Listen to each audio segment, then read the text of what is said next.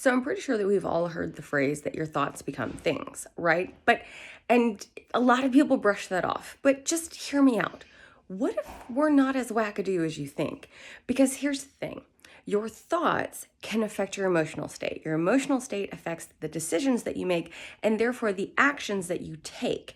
So, however you are feeling, whatever you are thinking at the time, actually affects real world things down the line. So, if you are in this mental state where you really want to get your book published, but you're feeling the need to be inspired by a book, so you go to the bookstore. Well, while you're at that bookstore, because see, that's a decision that you made and an action that you took, you show up at the bookstore, you happen to strike up a conversation with someone who is looking at a similar genre to what you're browsing at the time. Turns out they're a publisher. Turns out you never would have met them if you had been upset and frustrated about the whole situation of not having your book published and had stayed home instead.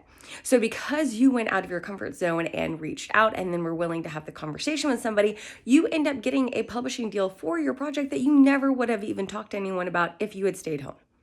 See how real things happen because of the thoughts that you have? So there are always opportunities all around you. So make sure that you are thinking big. Make sure that you've got big plans for yourself, because then you can constantly make the decisions and take the actions that are going to get you to those goals.